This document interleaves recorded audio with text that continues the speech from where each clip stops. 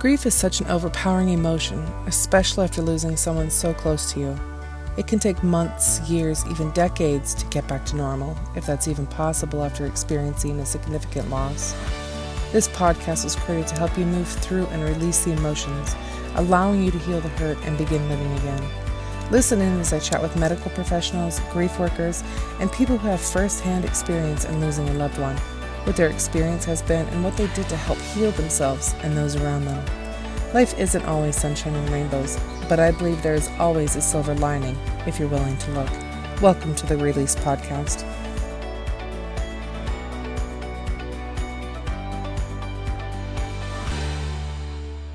Welcome to another episode of Release Grief Podcast with me, your fabulous host, Faith Sage, and the wonderful Megan McCaleb. I'm super excited to chat with her. I met her a few weeks ago at an event. Well, at the time of this recording, it was a few weeks ago, at an event, and heard her story for the first time. And all I knew was she did comedy and she was a public speaker. And then she shared her story, and I was like, oh, this baby needs to be on the podcast because it is such a good topic to talk about. So welcome, Megan. Sorry, I hope I didn't set you up all Oh, it's all right. awkwardly. I love however people set me up is exactly how it's supposed to be. So yeah, thank you for having me. I'm super happy to be here. Oh, perfect. So I met you at a stand-up because I want to do public speaking.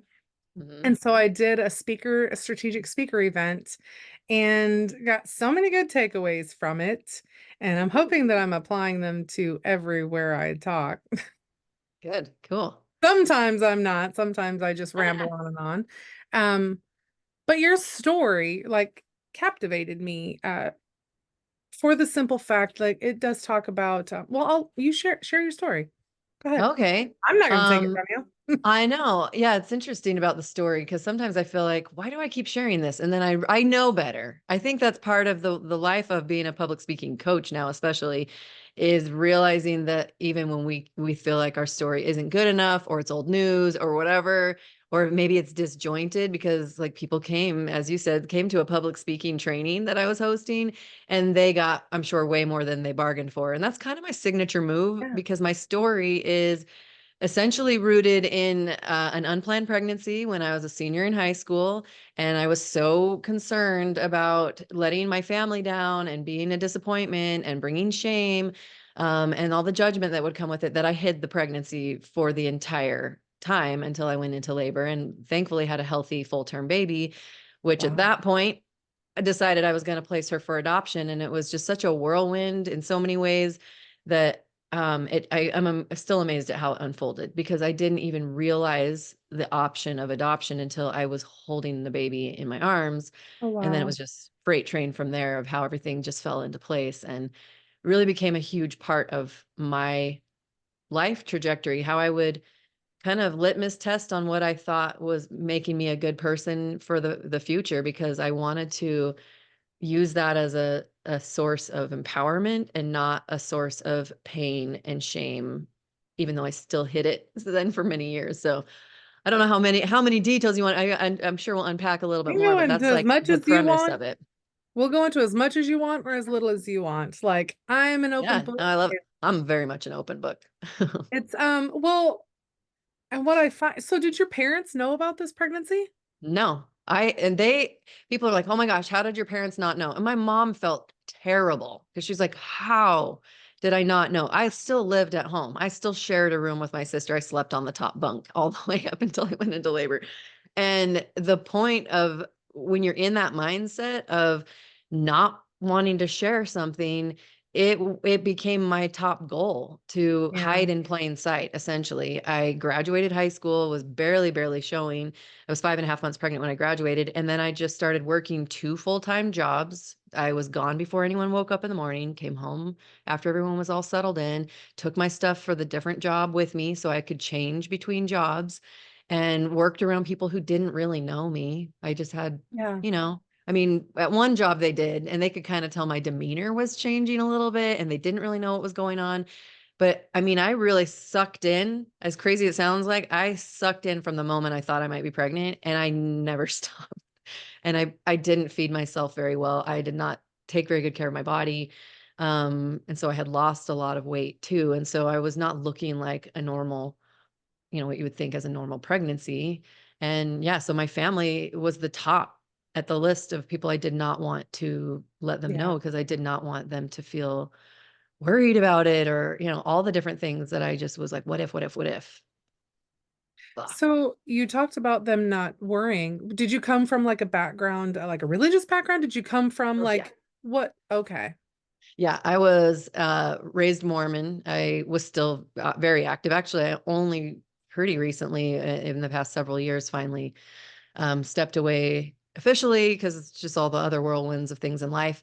And yeah, I was raised in a very active religious family, and that was one of the reasons that I hid it. And I actually do have a book about this that I published several years ago, that as I was recalling some of those memory points, when I had sex and I didn't yet know that I was pregnant, I actually told two of my best friends, and one of them just like laid into me about how irresponsible I was and how stupid. Oh my gosh, that's so dangerous. Blah, how could Right. you do that? And then as soon as I realized I was pregnant, I was like, man, if I got chewed out that much for just having had sex, Right. there's no way I'm gonna tell. So it was pretty brutal. I just really hunkered down and thought, okay, I just got to get through each day, sometimes each minute.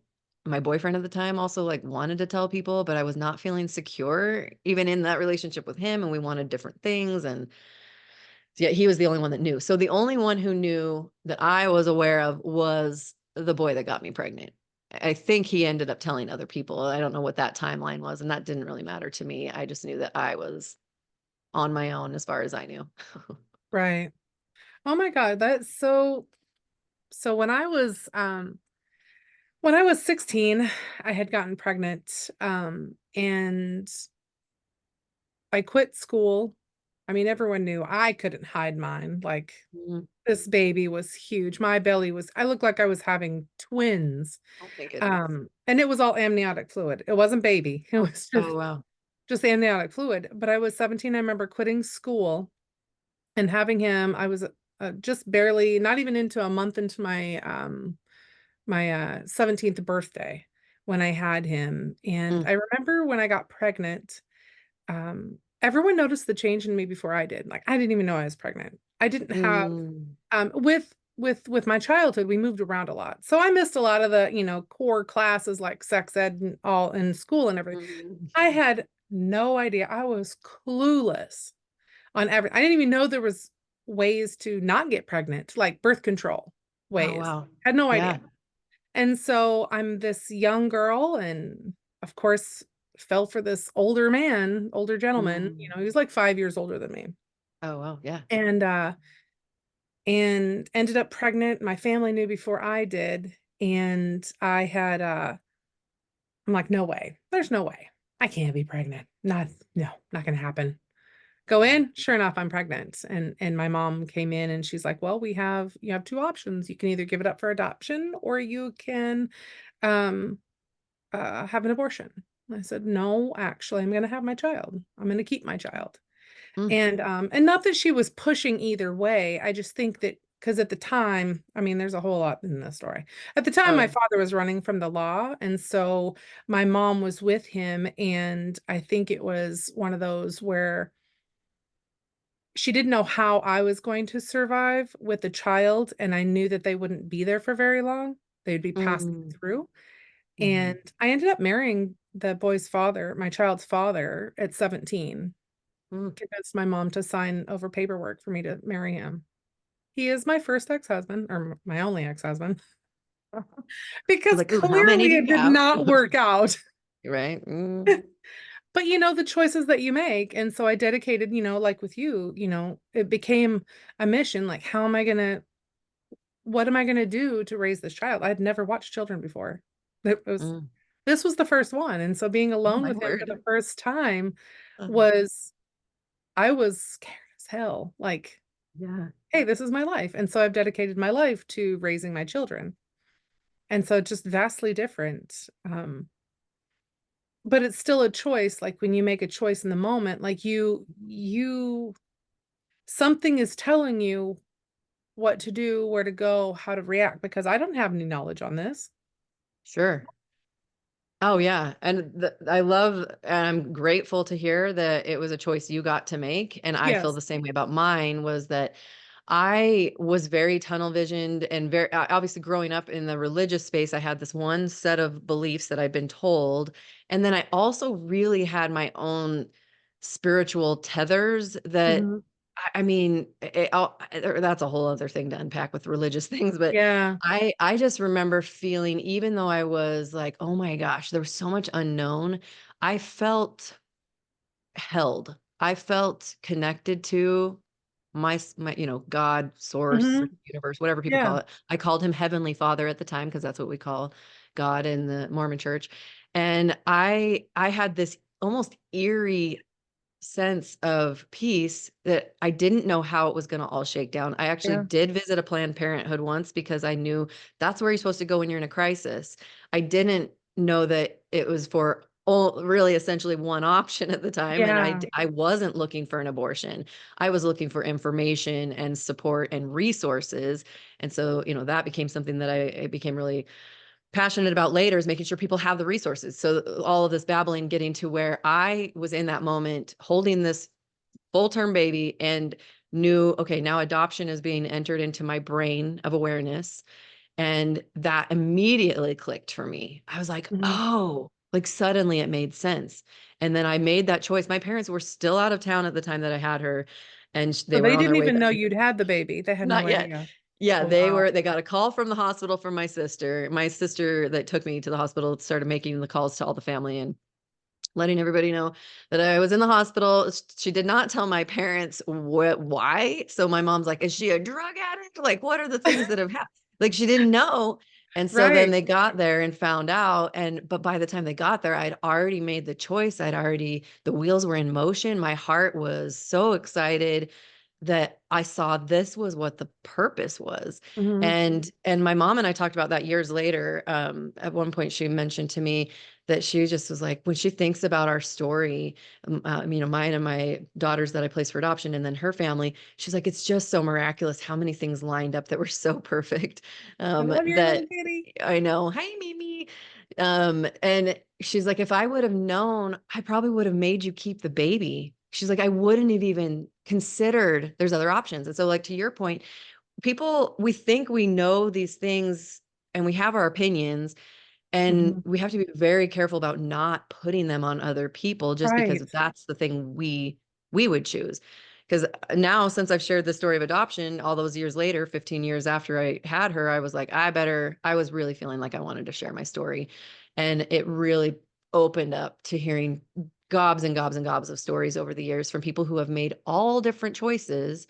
And I Right. hear all the different circumstances. And in some cases, when I'm hearing the stories where people were pressured to either Yeah. have an abortion, to keep the child, or to place the baby for adoption, if there is pressure or force of any Hmm. kind, that person is always struggling Yeah.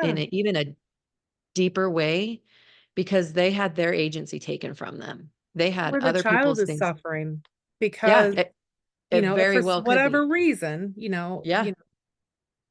Oh, for sure. Because I did also spend, until very recently, I was actually on the board for an adoption agency. Just am too busy in this current season, but I still like very much am a connector in that space. And my eyes were opened up to the enormous problem we have with Mm. foster programs throughout the whole country. I'm like, okay, if you think that raising the baby yourself is the only option, what about the people who genuinely don't want to have that baby and the children end up Right. in an awful cycle of a Yeah. system? I mean, there's so many layers. Or And so that's why I abuse just or love to share. everything, Yeah. like, Oh, for or sure. neglect, And yeah, um, it or goes even, on and on. yeah. And I mean, there's worse ones out there, like you see, yeah. Yes. I'm glad that I was a very headstrong girl anyway, yeah, clearly. And so right. when I made that decision, it was like, okay, we're doing it. Let's do it. Yeah, And I think my mom thought of those options because I was only 16 when I got sure. pregnant. And Yeah. I had full scholarships going to colleges. Like Mm, I wasn't stupid by any means. Um, but I knew that if I chose to have this baby, all of that would be gone because I couldn't stay on campus and I couldn't afford anything else. mm. And Mhm. so I knew going into it, for some odd reason, I knew those things when I said I was having him, and keeping him, Yeah. and that everything else that was on the table was gone. Mm. And I was okay with it. Yeah. It didn't matter at that point. Which is, yeah, again, I mean, you having the wherewithal to process that and knowing that's your choice. Because again, like it's bringing up just so many things that I can see these people's faces in my mind who have shared that if the choice was pushed on them, Yeah. then all the other domino effect of things they had in their life plan, like right in Yeah. that moment, especially young people, because I've definitely met a lot of people who have been unplanned pregnancies at a Yeah. variety of ages. Those young situations where their whole life is ahead of them and they're being forced to sacrifice so much more than just even that situation. And I think it Yeah. just is a breeding ground for so much more sadness It and is. grief and confusion and anger and fill I in think it's the additional blanks. regret. It is. It's the regret for the things that they wanted to do or become or see and all that. And now they Mhm, have this, what they wouldn't have necessarily chose. Well, they didn't mhm. choose it, if they were forced, if Yeah. it was forced on them. Yeah. Um, and then, I tell my children, like, if you want to have kids, great. If you don't, great too. I'm okay either Mm. way. Because my daughter does Right. not want to have any children. She's like, Yeah. no, they're disgusting, mom. They get 2 years old and they're just this ooey gooey bull. I'm like, then don't have kids. Right. But my husband will be like, so when are we having grandkids? I'm like, no, no, no, we're not doing that. You're not going to Yeah. force her because she's the one who has to raise this child for the rest of her life, not us, because I'm not Yes. raising more children. I'm Right. grandma at this point or nanny, and I get to Yeah. have fun with my grandbabies. Yeah. Heck yeah. And I'm in a season right now where my 4 kids that I'm still raising that are from my 16-year marriage, they are currently, uh, 16, well, yeah, 16, 11, 9, and 7, and they all know, so we've all reunited. I reunited with the daughter I placed for adoption the same week So actually that I how filed long for ago divorce. has it been? Some for the adoption? Yes. Yeah, so she's 24. She's also Okay, so this has been married. a few years This is ago. what, yeah, and she's also expecting her second baby, so I'm technically a grandma, which is kind of badass. It is. Um, and so I got divorced 7 years ago, almost 8 years ago, and that same week was when I filed for divorce, the same week I reunited with this child I had not seen since she was a baby, and it was That right was a before lot. her senior year. So I was like, she's the age of what I was when I was about to go into this really huge space of turmoil. And, that reconnection has had all sorts of things to unpack too with reconnecting and with her parents. And her parents actually live really near me now. And she lived here for a while. Anyway, there's all these different layers. And we keep talking about it because there's things that, like, once I started sharing about it, I actually realized I had a bunch of unprocessed grief and Yeah. trauma. I didn't realize that closing that story down, like I was supposed to not talk about it again. I did my repentance process and I needed to move on with my life. And I felt ashamed even in talking about it. It really was a disservice to myself in repressing that. And then these past several years have just been this incredible emotional journey of allowing those things to heal and come to the surface. And now this season of with my own children, Mm. they're putting together, like the older one obviously knows a lot because he's 16. The younger ones are piecing together, oh, that Hannah, my oldest, is biologically half sibling with them. Like they're Yep. putting all these things, and they're like, wait, so who's her dad? And so then they're realizing all Yeah. these different connecting, and he's kind of in the picture. I mean, we're friends. We don't see each other really very often. But then we have very open conversations in my household. Like my kids are not afraid to talk to me about anything because I've been very open that I'm like, I made choices. I don't call them mistakes. I made Right. choices that were what I felt like I needed at that time to the best of my knowledge or the Yeah. best of my interest. Because sometimes those risky choices we make, like don't have sex. I'm like, if you Right. tell me not to do something, I'm going to be hella curious about it. So Right. Yeah. so I love to try to teach my kids that we're not looking for mistakes and pointing out your failures and stuff. It's you're making choices and you're gathering information. And so Right. even when they do something that they feel maybe a little shame or embarrassment, we can zap it so quick Yeah. because we're just I'm just here to shower them with love. I don't want anyone to feel like they have to hide because that is not a fun thing to do. And I know that firsthand. I agree. I love that. That is, I think kids need that too, because, as we both know, because I was shunned in high school because I still finished out my junior year. I just never went back for my senior year. Mm, And so I was shunned in high school and made fun of yeah. and, called all the things because I was pregnant, Yeah. and they let me be in the public school system down there. Yeah. And, and it was, so you feel, and maybe you don't say anything, but you definitely internalize a lot of things, Yeah. like, did I make the right decision? Am I this type of way? Am I this type of person? Yeah. What, because you're so young, you don't have the experience, or world vision or whatever you want to call it to know that, hey, choices are made every day and people do these things every day. Oh, Um, yeah. Well, and when you had that decision made in your mind, though, even as a young woman, you felt strong resolve in your choice, didn't you? yeah, I mean, it sounds it like was it. done. The discussion was Yeah. over. For sure, and that's how I felt, and so I feel like as a parent, this is like the most freeing thing for me because I don't have to try to control these young humans that I Mhm. happen to have come out of my body. They are their own individual, Right. and I get to just be a resource, and so I trust them. My teenager, this is not really for me to share, so I won't go too much into it, but he's learning and experiencing different things in his own life, and I love listening to his way of processing and that he's Mhm. comfortable talking with me because he's looking at how to make life choices and what really matters and what doesn't matter and the perspective of other people his age. He's one of those old soul types. Like even as a young kid, he grew up being, whenever I was working, my mom and stepdad and then two grandparents were around him. So he was around old people when he was really young. And I just feel like young people know so much more, just like we thought we knew.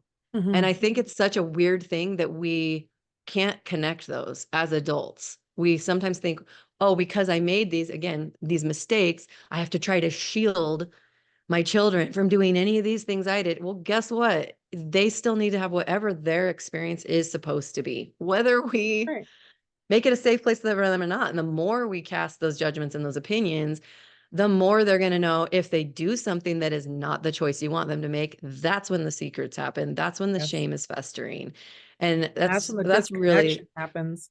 Oh, for sure. That's like what I lose. I my soapbox always is these days is around kind of that parenting because a lot of us adults need to gently reparent some areas where we were lacking and not because our parents didn't try. I love my mom and my Mhm. stepdad, my biological dad who's no longer here. I love them for who they are because I've also been doing my own work to Yeah. understand that they were just individuals doing their freaking best with what they Yeah. knew so far.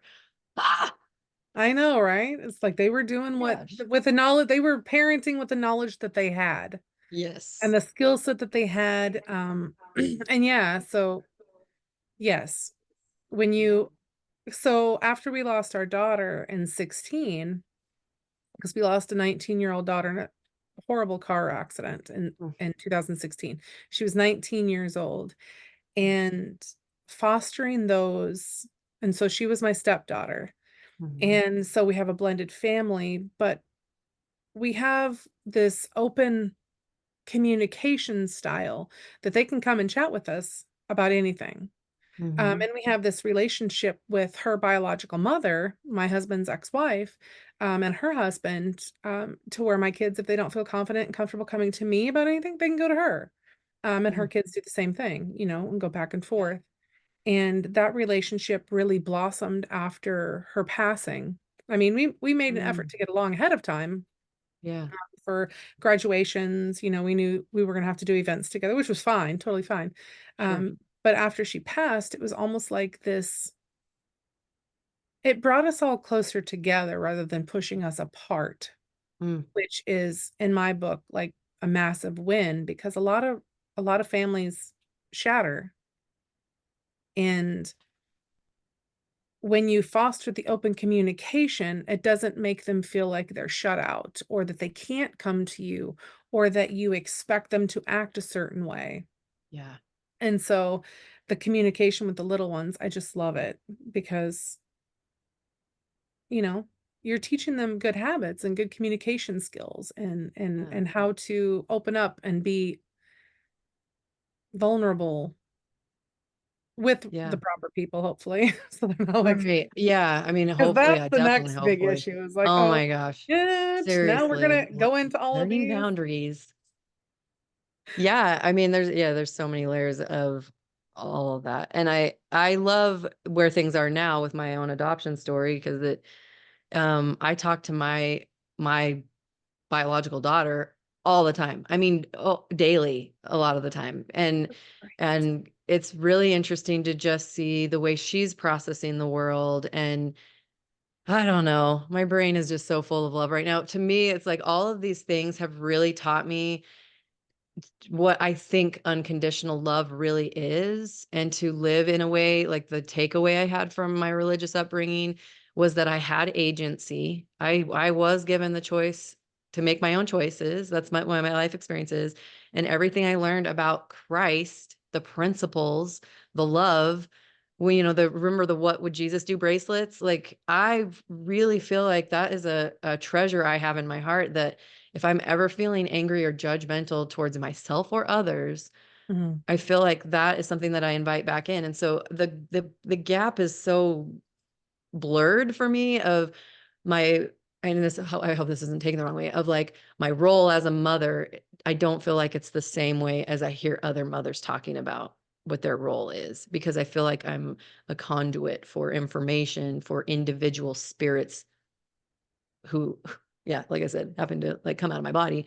And then I feel the same way for people that are older than me. I feel like there's so much fluidity in how these things that were traumatic for us do bring us closer together. It's like awful and beautiful at the same time that this horrible thing had to happen and then all these incredible things blossomed and deepened our relationships. I think that is the true gift that can come from grief if people If they're open to it. if they can allow it. Which is Right. scary. No. It is scary, and you have to take those steps. I think a lot of it, um, and I don't know, I'd love to get your opinion on this. So I've been in the online business space since 2014. Yeah. And so in the online business space, you get lots of mindset work, lots of Oh, mindset. yeah.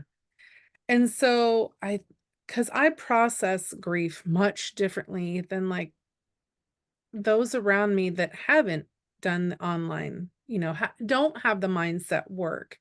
Not that Mhm. they're not reading and learning. I'm not saying that at all, but it's specific mindset work. Mhm. Um, do you feel that that has maybe helped you since you're in business too? And I know you're in the online space, Yeah. and I know you get mindset work. We all do. Yeah. Yeah, and I used to be a little annoyed by it that it was so prevalent, and then I just started reading. I mean, I've read so many books. I sort of dabbled in my entrepreneurial journey while I was in corporate 15 years ago. I mean, I've been doing various iterations of the type of work I still do now, in small doses and in different ways, and it was a very interesting thing to see how many repeats of the same general principles and how it was very dominant that you have to have your mind right Right. and treating emotions as very powerful indicators. And that's what really opened my mind up too, especially even more as I finally let go of my white knuckle grip on trying to be the person I thought I needed to be in order to stay an active member Right. of the church, because I thought Yeah. maybe I'm supposed to help shift the tides of the entire culture of a church, and that was way too much to have on my own shoulders. I'm Um, like, that sounds like a lot. it's ambitious. Yeah, and I was reading mixed signals of things, people that didn't want me to leave the church because I would ask hard questions. Hmm. And and I think that the mindset work is so expansive and challenging because you have to ask yourself the hard questions. Yeah. You have to be willing to look at every part, not just the good stuff. It's what do you do when the bad crap happens so that you can self-regulate and get Right. forward momentum again. It's juggling all the things, right? And so I think that yeah, I'm not sure if this is getting to an answer that you were hoping for or where it's going where it's going. Like Going it where always it's does is going.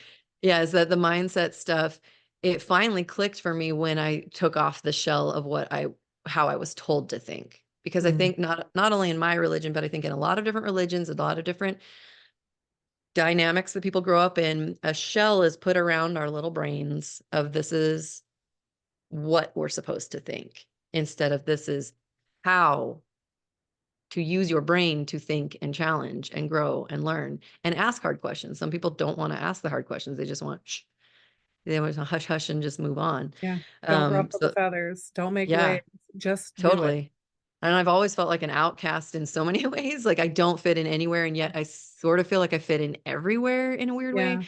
And with being an entrepreneur and working in corporate as a religious woman, I was all the people I knew in my close circle were stay-at-home moms. Like in every little nook and cranny of my life, I felt a little bit rejected and confused about how to really settle in. So I loved hearing those themes. And I am sorry to say it took me as long as it did to really embrace the mindset stuff, because I kind of was always like, just give me the tactics.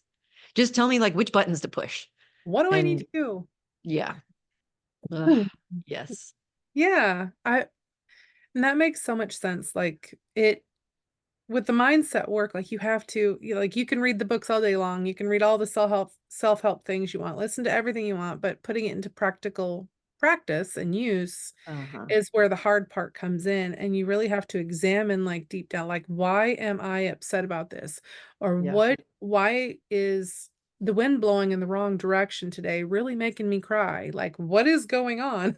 And Yeah. this could just be signs of grief, like Right. depending upon how far out you are from the incident, um, or the situation or whatever you call it, it could be a major factor as well. But it fascinates me the trajectory that people go on for, when they're in grief, when they're coming out of grief, when they're going through grief, when they're trying to navigate it, and they're not Yeah. like correlating events together or finding patterns or, all of those things.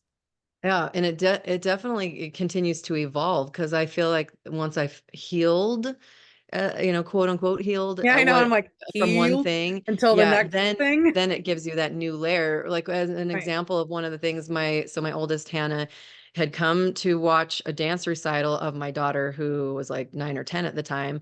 And we were all there together and having this wonderful moment. And she later told me that it was really hard for her to see that, because she was thinking, what if that could have been me? And so I'm really grateful we had that conversation, because like understanding my own grief is one thing, and being a space holder for people who are Yeah. grieving in their way along the same journey, because we're together in so many ways.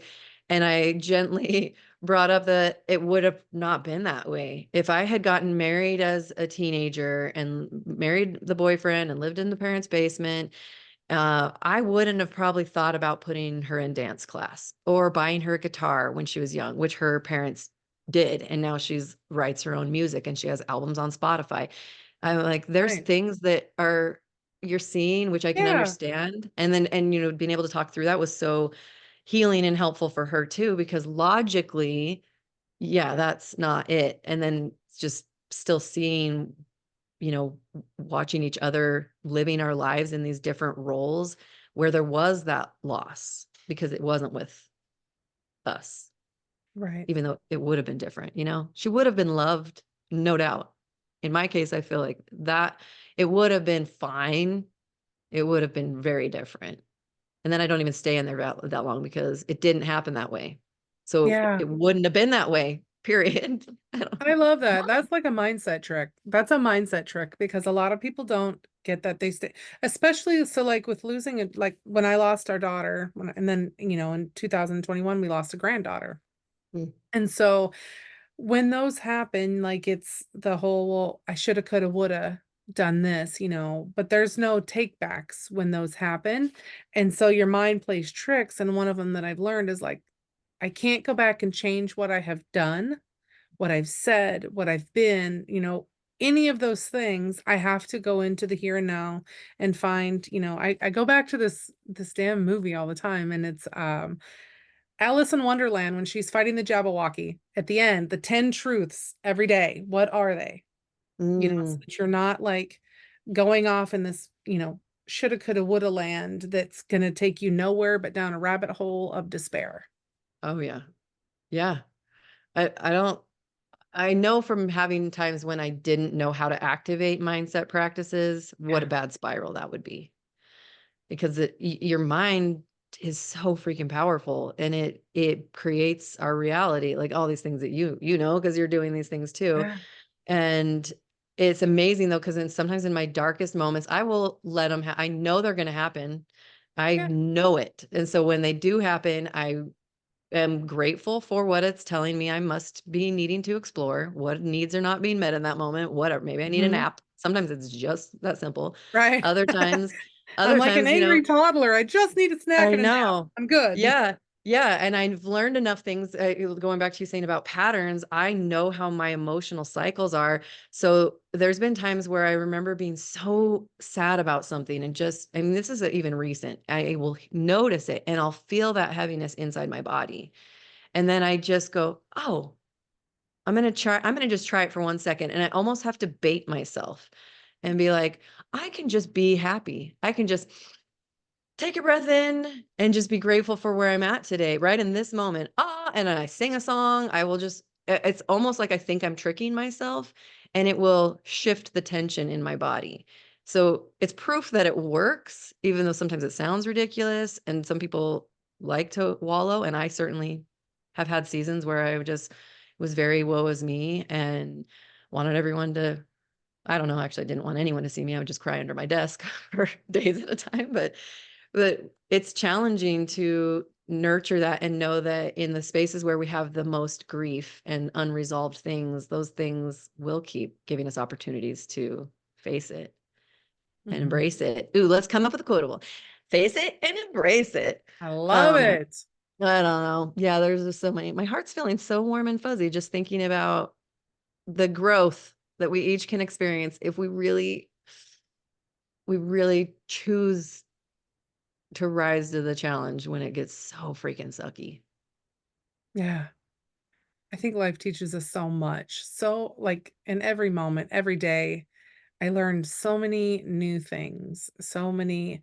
And like with her passing, each of their passing, they were both significantly different. Um, but I learned so much with each of them. The first one Mhm. was like how to communicate, how to like put differences aside. Like she wasn't just the ex-wife anymore. She's part of the family. Like, Yeah. so when I've talked about this before, but not a lot. So when my granddaughter passed, it was another freak vehicle accident, and Mm, my husband and I were 5 hours away. And so my son's calling and he's crying, tears. And in that moment, you would do anything in the world to make those tears go away. mm, He's 28 years old, a grown man.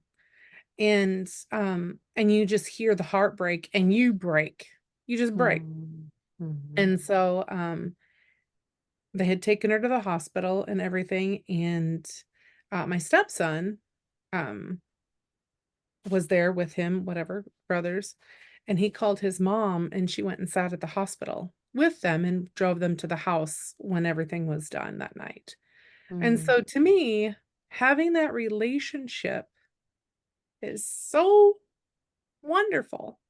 mhm, Um, but we wouldn't have that relationship had we not lost Cassandra earlier. We have mm, never progressed to what it is now, mm. which to me is, I don't know, magical. It really is. That's something I hope for in my own ex-spouse situation with things because the children are the ones who need Oh, the safety, they need yeah, the and then what it can do to heal us as individuals and not see each other as threats and see each other as problems right, and or competition or right. And the distractions or blame. whatever. Yeah. Yeah. Yeah, and I think Like, we that's all a I made the bad choices. We both made bad choices. We both made stupid decisions, and the exactly. consequences of those decisions should not impact the children. Yeah. I listened to a gal that does a lot of guided meditations on an app I love, Insight Timer, but she was doing a talk that I listened to today about anger and processing through anger. Yes. And one of the things that really struck me today was that someone had asked her, what if you are the only one in the relationship who's doing your personal work and the other person's not doing that personal work to know how to process the feelings and how to show up and all these things? And then there was a long pause, and she said, what a gift that is, that you get to be the one that's still learning and growing and Yeah. doing those things and creating that space. And still, we can't control what the other person is going to do. And yet it still is an opportunity for us to demonstrate the things that we desperately want. And then it comes back, as you would guess, to ourselves. Like, what needs are we needing and how can we fill those ourselves, and become very separate from the outcomes of how other people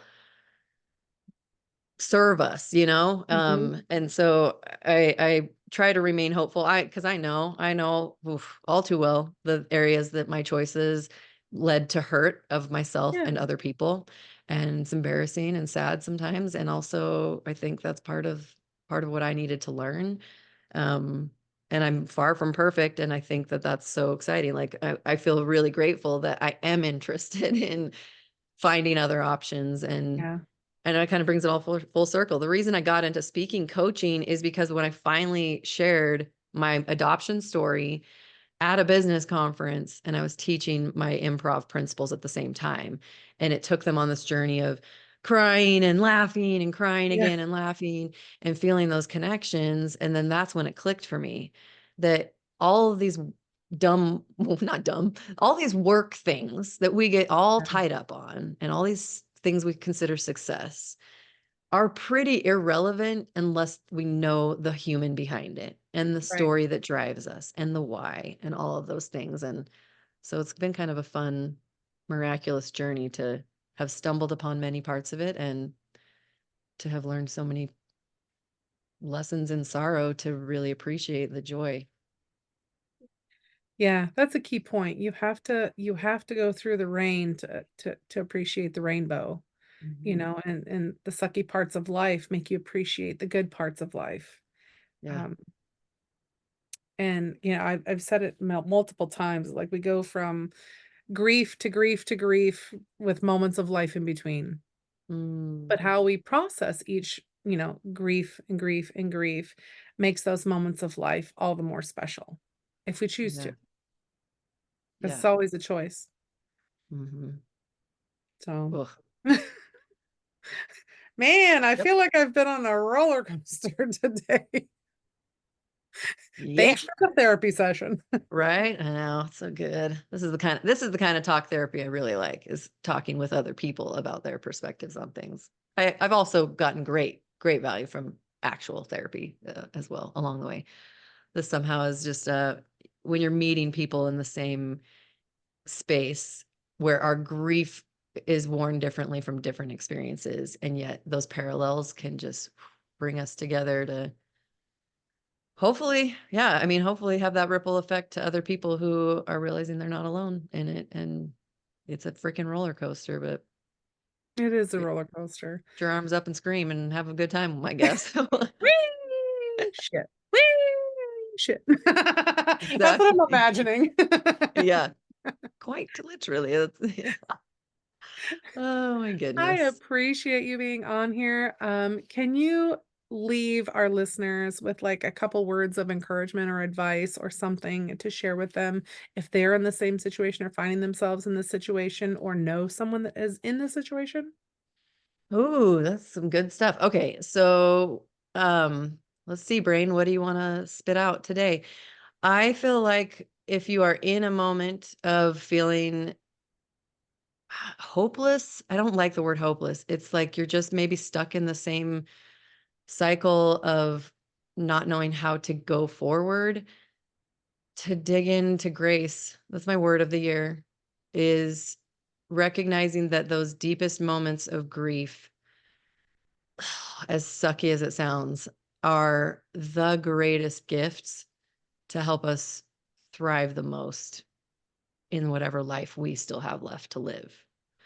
I think it just really is up to us. And don't and the speaking person in me is, dig deep and find someone to share your story with, because your sharing your story is relieving to yourself in ways you wouldn't expect, because it's unlocking things that you're bottling up and helping you hear your own interpretation of what happened. Does help us find those patterns and see what solutions we can seek for ourselves. And it is guaranteed to help someone else in whatever way. And even if it's not even always positive, because I know sometimes when I share my stories, I trigger people. And Yeah. I just want to believe that that is a gift that they someday can work through if they choose to. Right. So I felt a little scattered, but ultimately I just feel so excited about the season that the world kind of feels like it's in, is that people are rising up and sharing more, and it can feel scary. And as soon as you do it, it's just a rapid release, I think, of things that have been festering. And it's easier to manage when you realize, oh, here's what's actually on the table. This is actually what I'm Right. dealing with, instead of letting it just swirl in our own little brain of chaos. I love that. The brain of chaos. That was beautiful. Though that was actually, it wasn't scattered at all. I Okay, loved good. it. I felt it was very cohesive and very, very poignant. All Um, right. especially for this podcast. So I Right love it. on. Well, I Perfect. mean, in general for any podcast, but at any point in time in your grief. So it's absolutely beautiful. Thank you so Awesome. much, Megan, for being on here. And by the way, where can they find your book? Where can they get more information on you? Oh, yeah. How can they like connect with you? My favorite place to connect is honestly Instagram. And I'm Kooky Megan, Kooky, because I'm a kooky lady, Kooky, Megan. Because pretty much everything is funneled there. I have links there because if people wanted to check out my book, all of that stuff is all linked. But that's my favorite platform. So I'm usually buzzing around, sharing stories and encouraging other people to do the same. And yeah, that's a great way to connect. Well, perfect. Thank you again for being on here. And if you know anyone that needs to hear the message that was shared today on the podcast, please share this podcast episode with them. And I will see you all in the next episode. Bye, everyone. Thank you so much for listening to this special episode of Release. All the links plus a few extras are posted in the show notes below. And if you think someone you know could benefit by listening to this episode, please share it with them. And as always, keep going, keep being, keep doing. You are amazing.